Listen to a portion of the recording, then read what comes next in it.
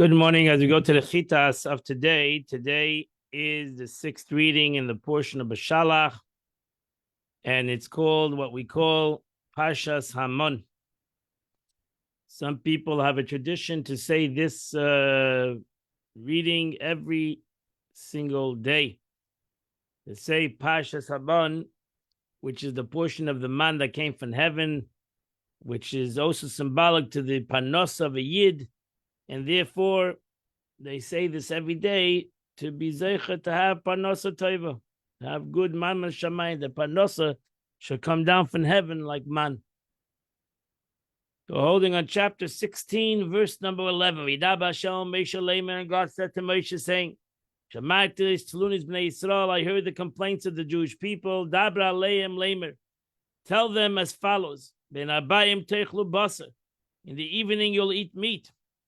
And in the morning you'll be satiated by bread. You'll know that I am the Lord your God. And it came in the evening, and all the quails came over to Chasa Machna, and it covered over the camp. And when in the morning,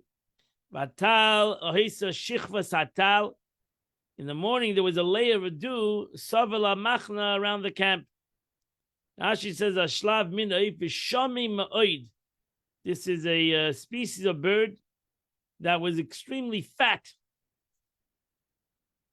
The dew lay on the man, but also it says that when the dew descended of the kind of camp, the man would descend upon it.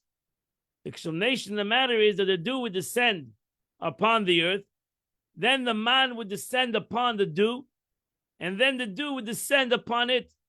So it was like stored. The dew was like in a box. It was covered from the bottom and from the top with tal, with dew. So we'll explain the Chassidus, the concept of why the Eibishter gave this with dew. The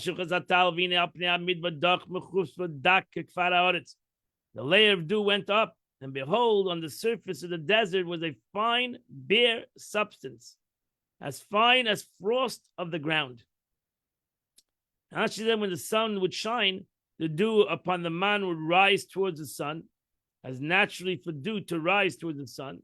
This is similar even when you fill an egg shell with dew, close it up, its opening, and place it in the sun, the eggshell will rise by itself in the air. Maybe you could try this out. You got to get the dew in there. Our rabbis have explained that the dew would rise from the earth into the air. A simple explanation: when the layer of dew rose, the man was revealed. They saw and behold on the surface of the desert. Dak, dova, dak, it was thin. Mechuspas means bare, but there's no similarity to this in the word in the Torah, mechuspas. You don't find this word anyplace else. It may be said that the mechuspas is an expression that related to chefisa, which is a leather bag, or the case of a dil skuma, found the language of the Mishnah. When a man was covered by the layer of dew, they saw that it was something thin encased in its midst, as a leather bag encases something between two layers of dew. Onkelos, however, it renders mikulaf, healed. So Onkelos translated the bearing of chufash. So it's interesting, again, that Rashi knew the whole Tanakh, self-understood, and says there's no other word in the Tanakh that has mechuspos. Kakfur, Rashi says, means frost. Onkelos renders hoarfrost, which is fine as gir, like a stone of gir. This is a type of black dye. We stay in the Talmud regarding the covering of blood of a slaughtered fowl or beast. The substance that you may use is gir, or piment, which is thin as gir. Onkelos explains that the man was as fine as gir, and congealed like the frost of the earth. This is the meaning. It was fine as hoarfrost, spread out thin and joined together like Hoarfrost. I don't know what that is. Dak meaning tenavis in Old French, meaning thin. It had a thin crust on the top.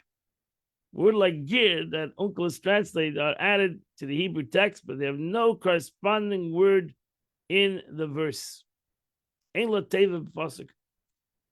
Vayiru b'nei Yisrael vayemi ish alachav, and the children of Israel looked at it, and they said one to their friend, Manhu.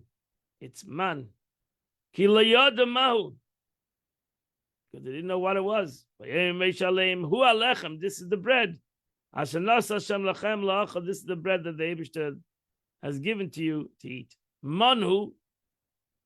Manhu is preparation of food, like the king allotted by Yimain.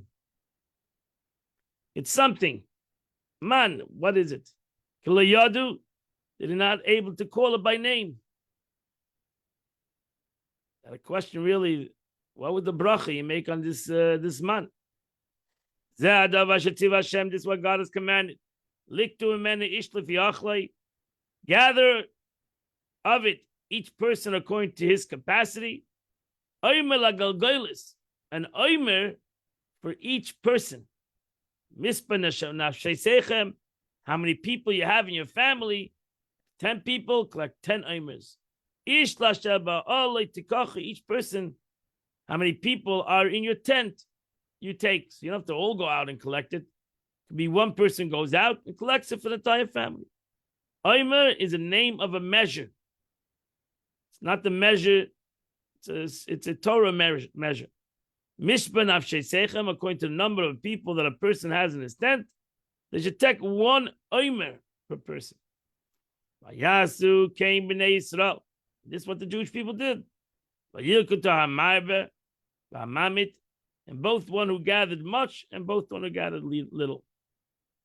What's that meaning? Some gathered too much man. Start evaluating how much a man is, omer is. Some gathered too little. When they came home, they measured an omer. Each one that had gathered, and they found that the one that had gathered too much had not exceeded an omer. And the one that had gathered too little found that he had an omer.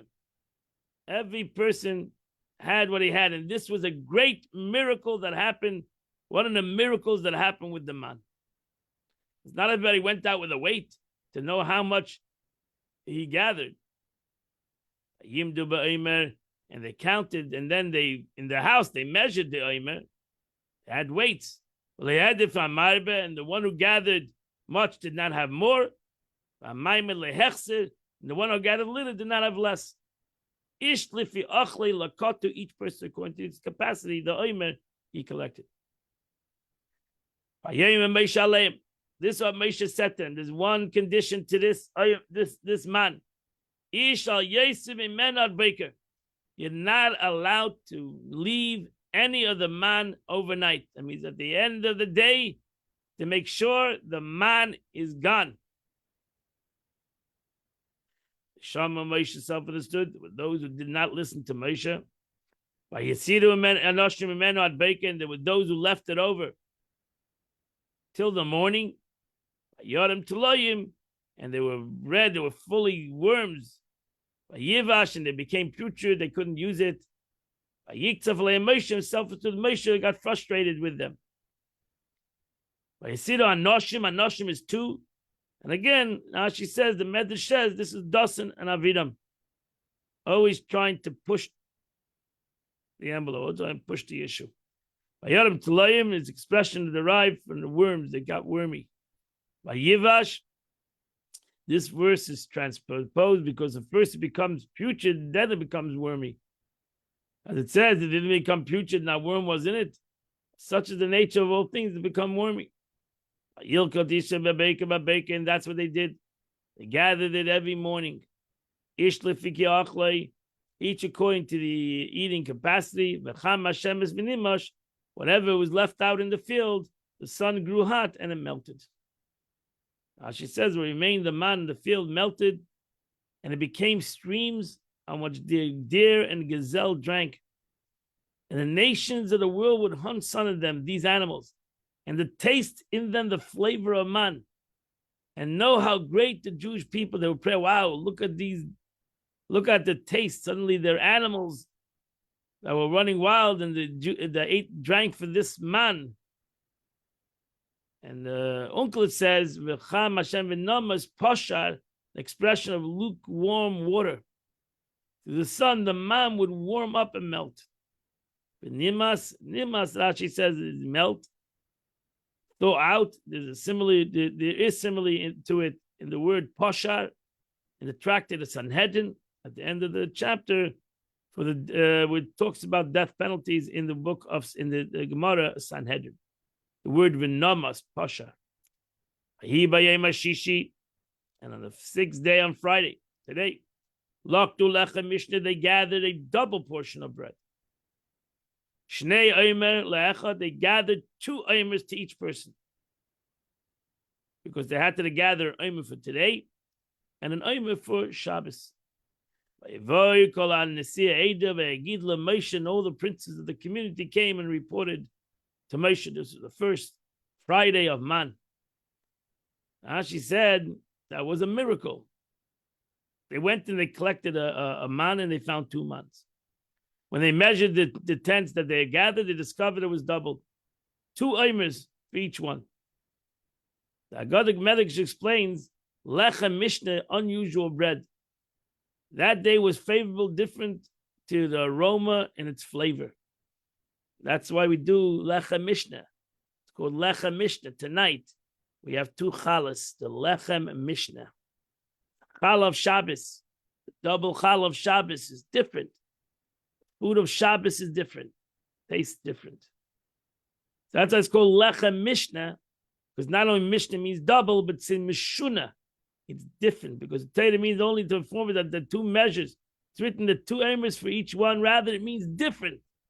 The flavor, the aroma, the man of Shabbos, the food of Shabbos tastes different than the food during the week. By Gidul Moshe, they asked him, what is the day different than the other days? For here we can deduce that Moshe had not yet told them the section regarding the Shabbos, that he is commanded to tell them. Namely, they'll come about on the 6th day, they shall prepare for the next day. So therefore they came to Moshe and said, why each one of us have 2 mans, 2 omers, I mean. Now Moshe Rabbeinu told them what it was mentioned already before. So he didn't tell them yet this law. Therefore Moshe had waited, conveyed this commandment. Scripture punished him that he said to him, how long will you refuse to obey my commandments? In saying this, he deduced to include Moshe for the general community of sinners, as the Torah will say. So not only did the Jewish people sin soon by leaving out the man or by going out on Shabbos to see for the man, but also God was angry with Moshe Rabbeinu that he waited until now, until this Friday, to tell them about Friday. Should have told them when God told it about him before in the Pasha. That's what he gets. Oh, God already told me about this. Shabbos and Kedesh Lavaya. Shabbos is a day holy to God. Machar, tomorrow, Shabbos Lavaya Machar. Esa what you will bake, you will have for tomorrow. And what you cook, you will have for tomorrow, because you cannot cook tomorrow, cannot bake tomorrow with Shabbos. So you better bake whatever that's expression in the Gemara. Misha Tarach be'erev Shabbos, Yeichel b'Shabbos. Whoever works hard, make sure to cook all his food up. Today, erev Shabbos, we'll eat on Shabbos. If you're not going to cook today, for whatever reason, you're not going to have any food tomorrow. Therefore, eat whatever you have today, and tomorrow you'll have what you bake today. She says, whatever you wish to bake in the oven, bake everything today for 2 days. Whatever amount you need to cook in water, cook today. Afia is baking, applies to bread. Expression of bishul is cooked food. That's a difference between afia, baking, and bishul. The mishmeres, to store it because you need tomorrow. So they left it over till the morning. They were wondering what's going to be. And they did not become putrid because and did not become wormy, because Shabbos they needed to eat this food. Eat it today. Shabbos Lashem. Today is Shabbos to God. Today you're not going to find any kind of man in the field. Actually, in the morning when they were accustomed to go out to gather, they asked him, "Shall we go out or not?" Shabbeinu said to them, "What you have in your possession, eat." In the evening, when they came before him again and asked whatever they should go out, could go out, he said, "Today is Shabbos." He saw that they were concerned that perhaps the man has ceased. It would not come any longer down. So he said to them, "Today you will not find it." What's the meaning today? This implies that today you won't find, but tomorrow, Be'ezat Hashem, on Sunday, you're going to find the man. You'll gather him for 6 days. And then the 7th day of Shabbos, you're not going to have it. Now she says it's Shabbos. On this day, there'll be no manna. This verse comes to only include the Yom Kippur. It comes to include Yom Kippur and the festivals. That not only did it not bring man on Shabbos, but it didn't fall man on Rosh Hashanah, Yom Kippur, and Sukkot, and all the every Yontiv. There was no man. Sometimes you had to have a 3-day situation. It was on a 7th day. There were those that went out to collect, and they did not find. So again, there were those who didn't have emunah. How long will you refuse to observe my commandments? And my teachings. Along with the thorns, the cabbage is torn. Through the wicked, the good suffer disgrace. Why are there always people that have to challenge God? Haven't you seen that God has given you the Shabbos? On the Friday, He gives you lechem yemayim, He gives you double for 2 days.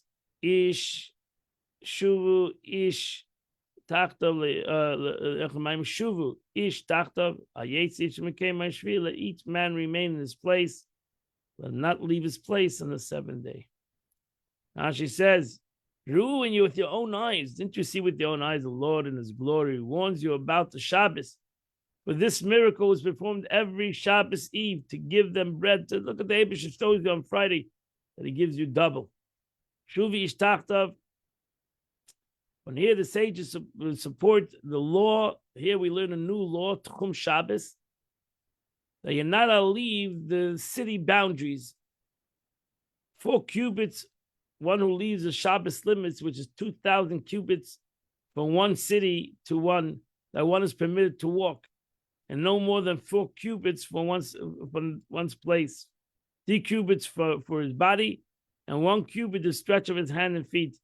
So he's not allowed to go more than 4 cubits out of Tchum Shabbos. Tchum Shabbos 2,000 cubits. And he has this 4 that the person himself is considered 4 cubits. Dalad Amis. That's Mekoyim Shel Adam. That his body takes up the space of 4 cubits. These 2,000 cubits of Shabbos limits a person from leaving Tchum Shabbos.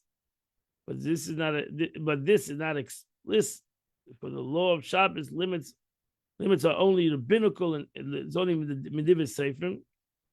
It's not a Torah law, it's a rabbinical law.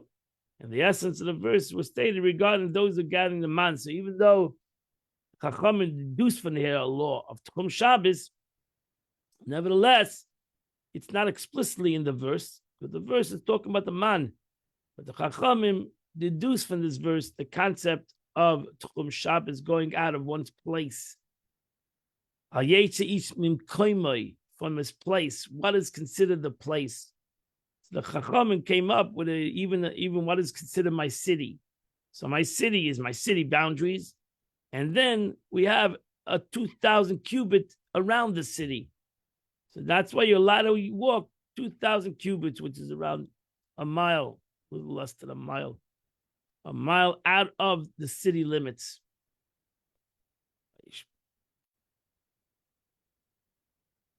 So the people rested on that Shabbos. And the Jewish people call this food man. God loving.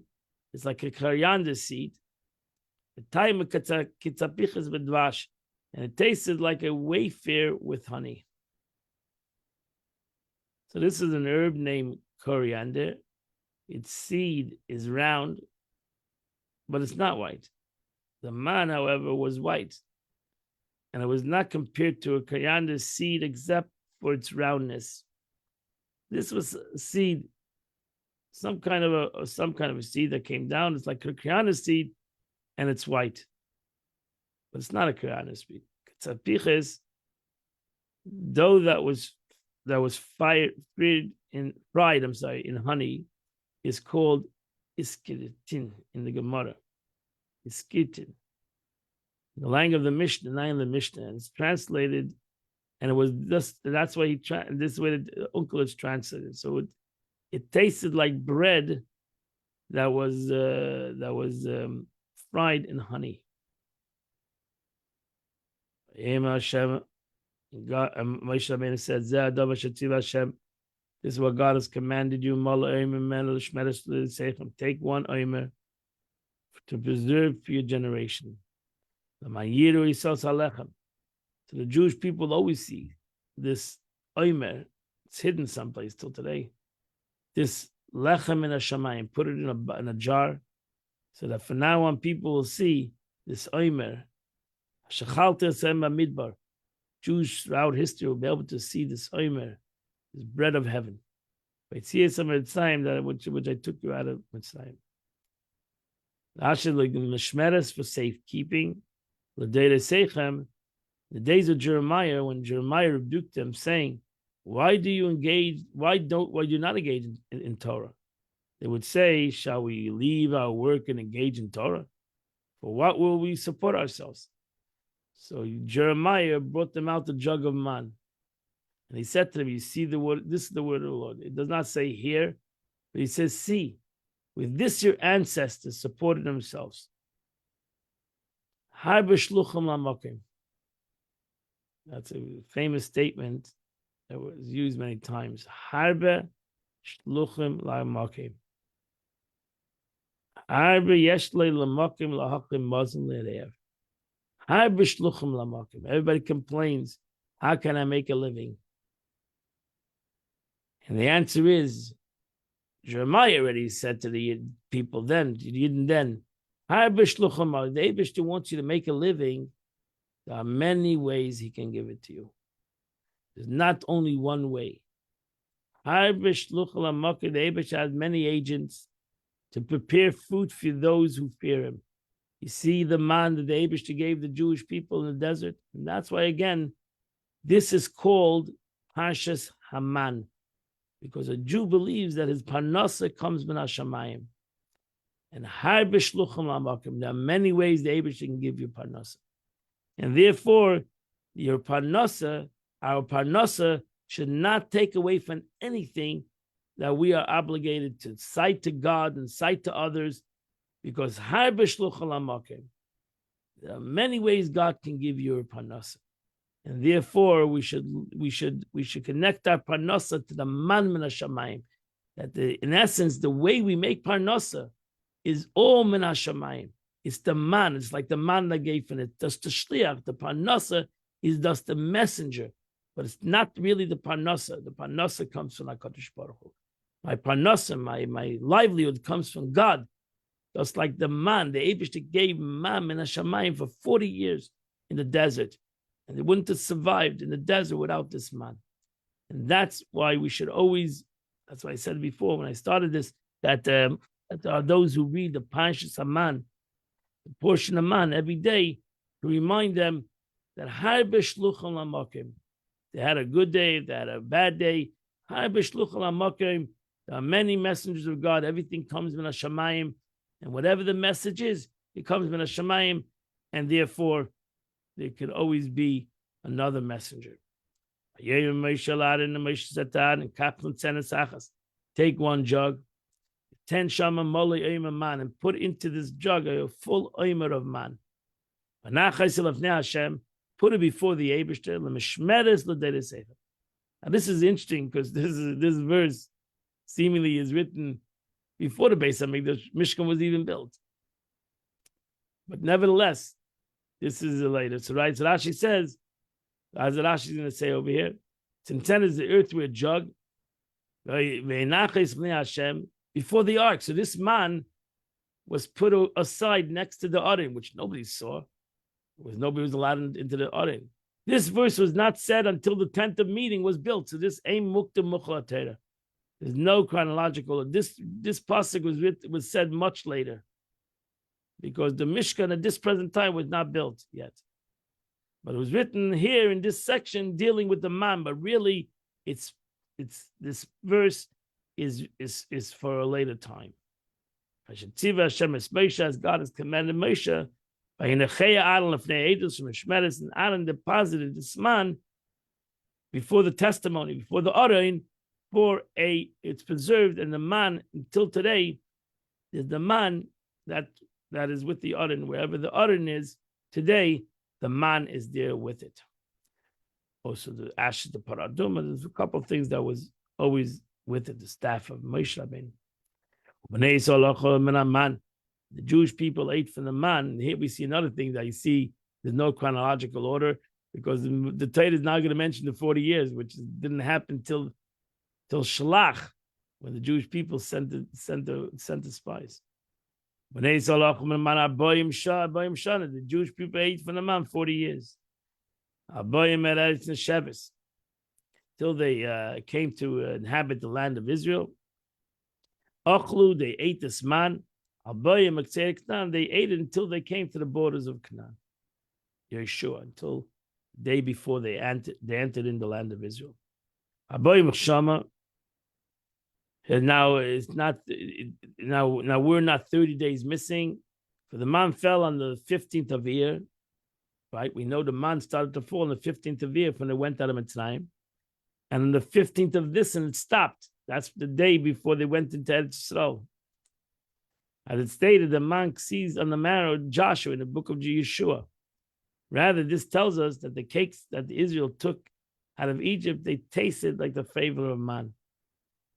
So therefore, that they started to taste already the man already 30 days before the man fell. And the food that they ate from coming out of Mitzrayim had already the taste of the man. After crossing of the Jordan, the land of Israel, the land on the other side of the Jordan, was inhabited and good. As it says, let's now cross and see the good of the land.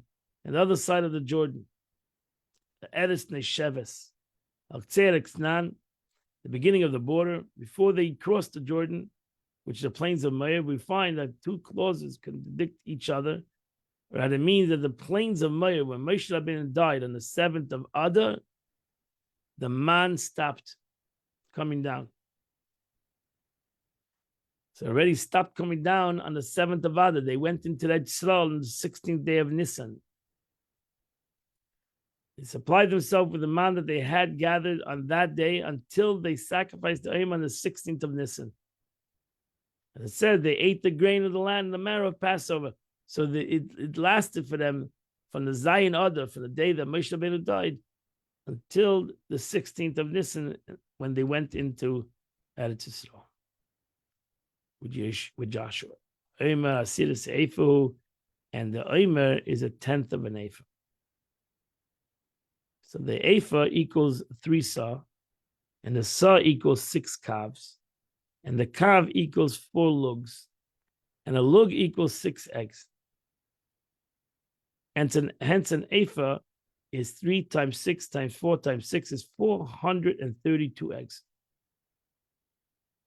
So that's a lot.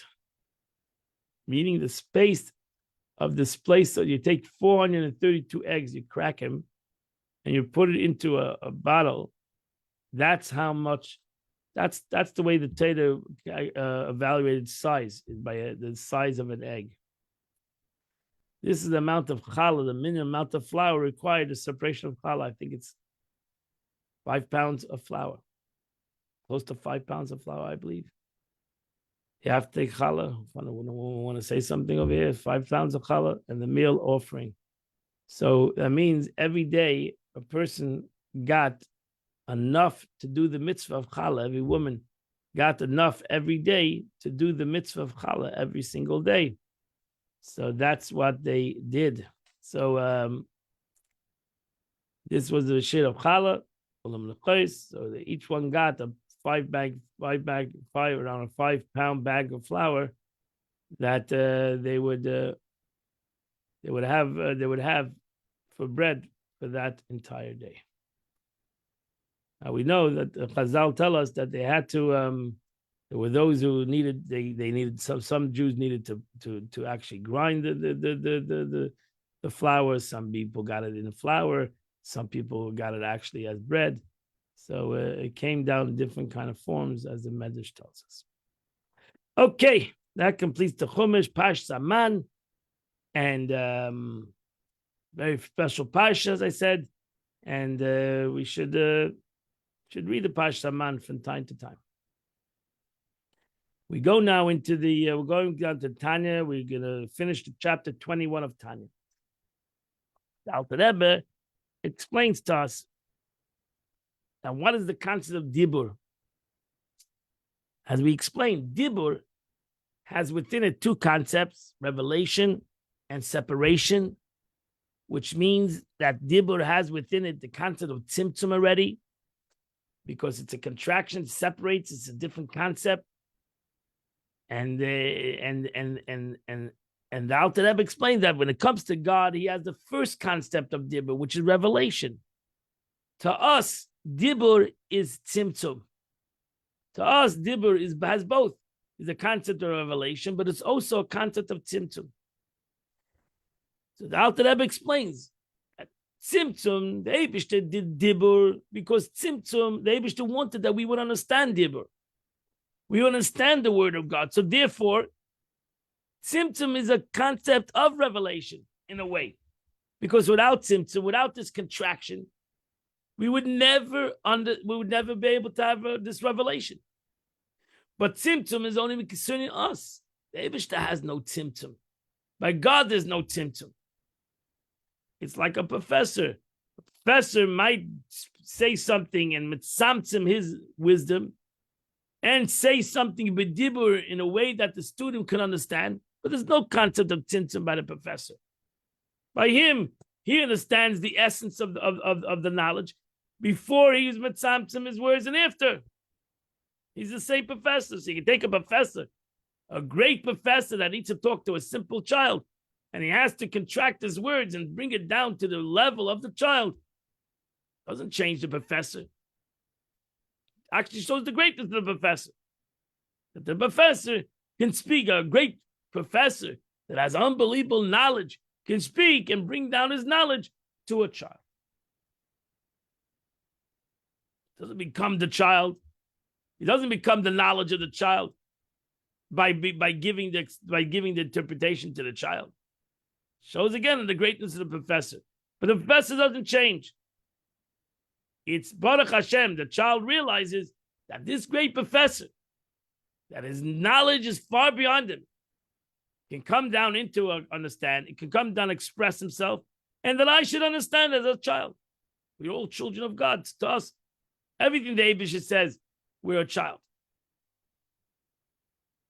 And great Baruch Hashem, the Eibishter mitzamtzim himself in Dibur, which means that God contracted himself, hid himself, and came down in the capacity of speech, that I, Baruch Hashem, can understand God. But not that God is the God is a concept of tzimtzum.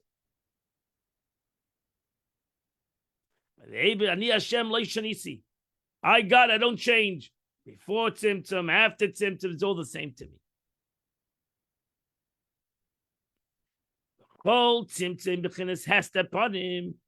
contractions in Kabbalah is the concept of the veiling of the divine countenance. Lahastir, which the veil means to conceal. What are we trying to hide? The face The essential aspect of the light, that's all. It's a veil that's trying to hide the true essence of the wisdom, because the child, the student, cannot understand the essence of the teacher. Therefore, the Eibishter created a veil, so to say, created dibur, and this dibur hides what the true wisdom of the teacher. That it should not be revealed. God didn't want that the Ur should be revealed, because if the Ur would be revealed, then the student will not understand it, will not be able to receive it. It'll blow his mind away, which ultimately happened. The Eibishter said, a dibur and a parch and a shmasam. All the Jewish people died. So even that revelation that came down to a tzimtzum was too powerful for them, which lower worlds will be incapable to receive.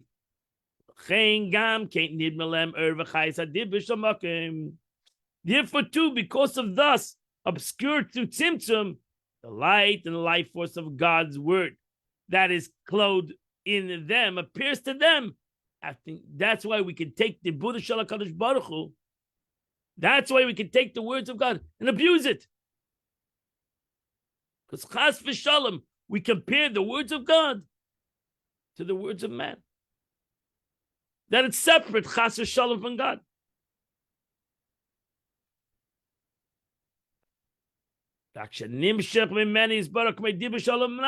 As though it issued from him, just as a speech of a human being issues from him, but then becomes separate from him. And we have taken the chas v'shalom, the words of God, to be like the words of a human being.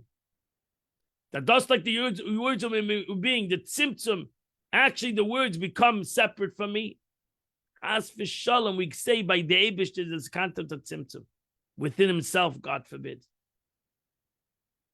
That words have changed him now. It became something separate from him. Chas v'shalom. Can't say that on a Kadosh Baruch Hu. You can say that on a man. Can't say that on. You can say that on a human being. You can't say that on God.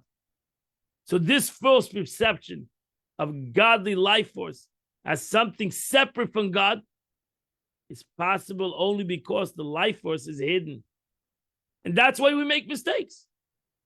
And again, that's why there were even some great sages who said tzimtzum k'pshutei, who said that when the Eibishter was a tzimtzum, there was a tzimtzum in God, chas v'shalom. They made that mistake. So if great people can make such a mistake, we can also make such a mistake, chas v'shalom. God forbid. And feel that the Eibishter is not here.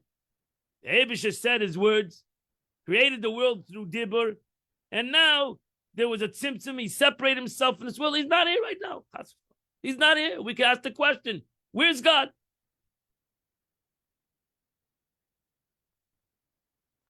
But that's false. That's sheker. Because why? Because chas v'shalom, to compare God to human speech. Because the Eibishter there's no concept of tzimtzum by God. There's a concept of tzimtzum by me as a human being. And thank God that there's a tzimtzum, because that gives me the capability to connect to God. Without this contraction, we would never be able to connect to God. Any revelation of godness would totally nullify us. So Baruch Hashem, the Eibishter comes down in dibur, and now each and every one of us can connect to that dibur, everyone on their own way, everyone on their own level, and everyone on their own understanding. That's the greatness of dibur to humanity. But not looking through the eyes of man, through looking through the eyes of God. Ain't shum tzimtzum, but the Eibush no concept of tzimtzum. There's no concept of hiding and obscure by God. There's no concept the Eibush is something that's hidden, something that's out of him, something that's separate from him. If you understand what God is, there's no such kind of concept. It's impossible to be something separate from him, because if they were separate, they would not be. Because again, God is true existence, which everything exists from him. So therefore, you can exist without this true existence. So if God chas v'shalom separates himself from me, I don't exist.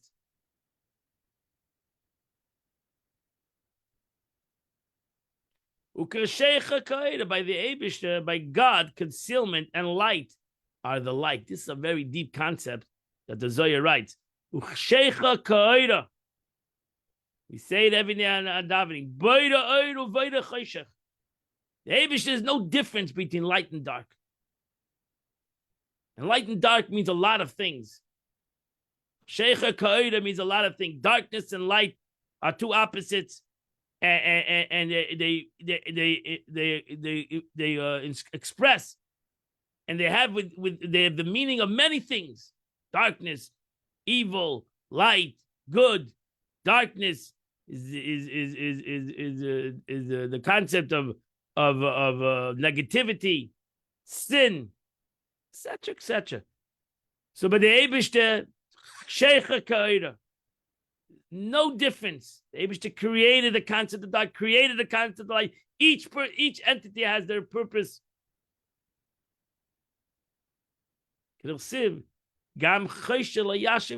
verse says openly, even darkness does not obscure anything for you. So we live in a world of darkness. And therefore, we struggle with darkness. The Eibishter struggles with darkness. The Eibishter's darkness and light are the same thing. So this also may be interpreted, even the darkness is not obscure because it derives from you, meaning the veil of tzimtzum is itself a divine origin, and therefore cannot obscure godliness. But as the Alter Rebbe goes on to say, only a foreign body can constitute an obstruction.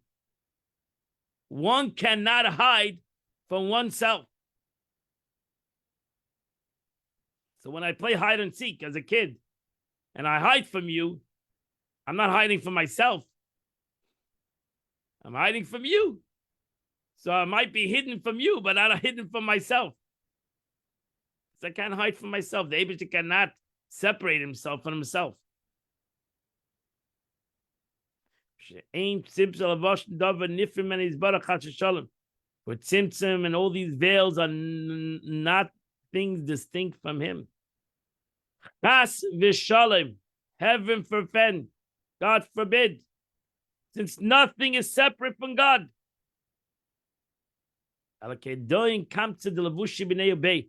It's like a turtle, a snail, whose garments, meaning the shell, is part of the body.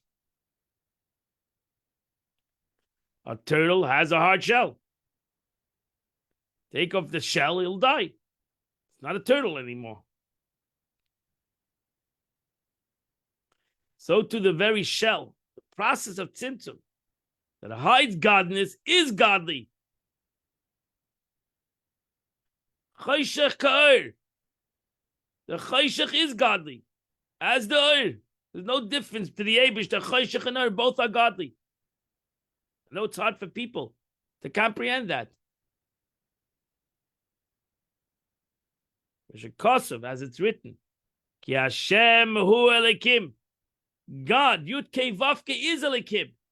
These are two names opposite one another. Hashem symbolizes Chesed, and Elikim is Gevura, and Hashem Elikim. We scream this out 7 times. One of the things that we say on Yom Kippur: Hashem Elikim, Hashem Elikim, Hashem Elikim. It's not that there's Hashem Chesed and there's Elikim Gevura and they can't come together and they're two entities, two opposites, but the Eibush no opposites. By God, there's no concept of Chesed and Gevura that are opposites. By us, there's a concept of Chesed and Gevura that are opposites. By God, Chesed and Gevura are the same thing. No Chesed is no Gevura is God. So the Hebrew name divine Havaya, Yud Kei Vav Kei, is He is Elikim. The 4 letters of God name denotes divine relation and transcendence, while the name Elikim refers to God's power of self-concealment, by which He vests Himself in creation. So to bring the points out here is one, Elikim is godly, just as a level of godliness signifies it by other names. Das Elikim does not act as a veil obscured to God, since essentially Yud Kei Vav Kei, they're one with what Hashem Elikim. Just like God is infinite, Elikim is infinite. Just like Elikim is finite, God is finite. Both are all intermingled, all one.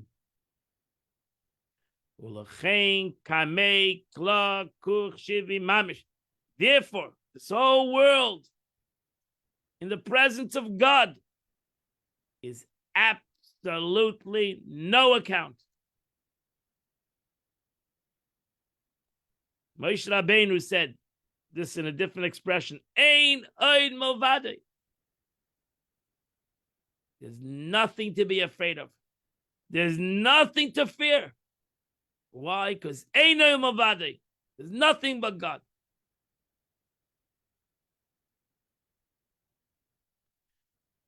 Darkness, light, good, bad, struggles, non-struggles, ein oid movade. This God.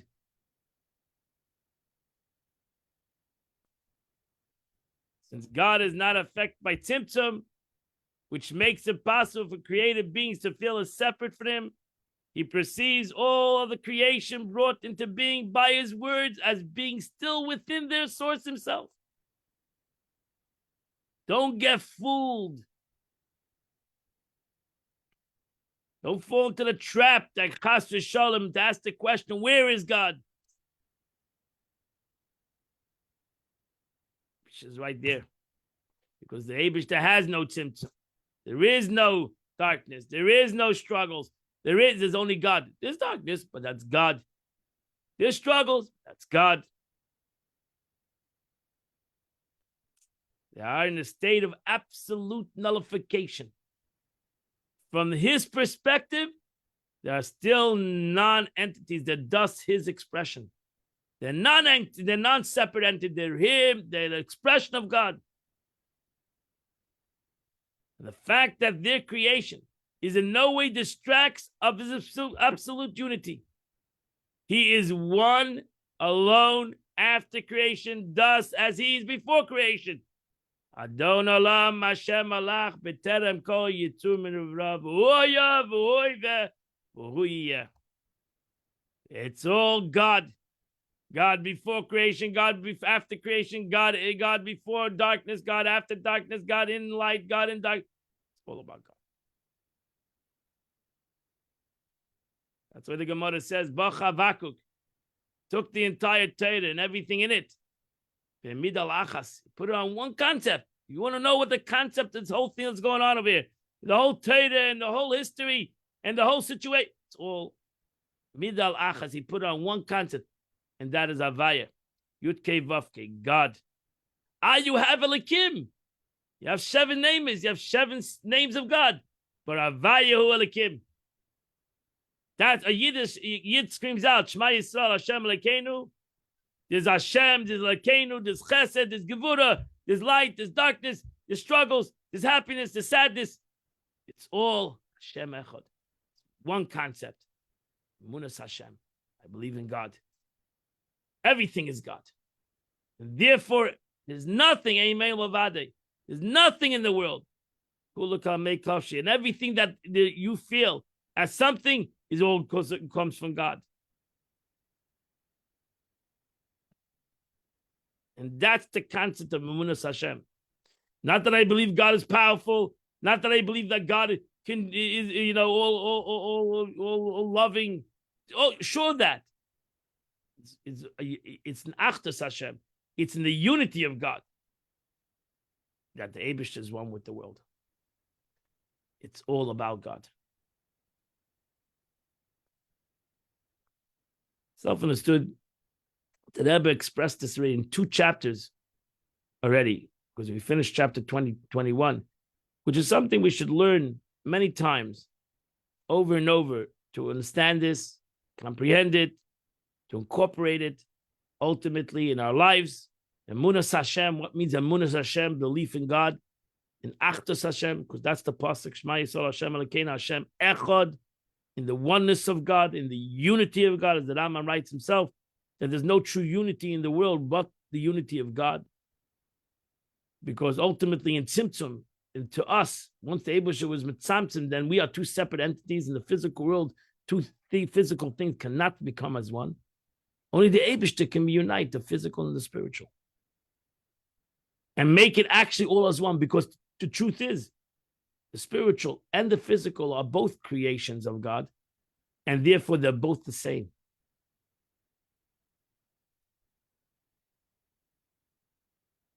Today is the 16th day of the month.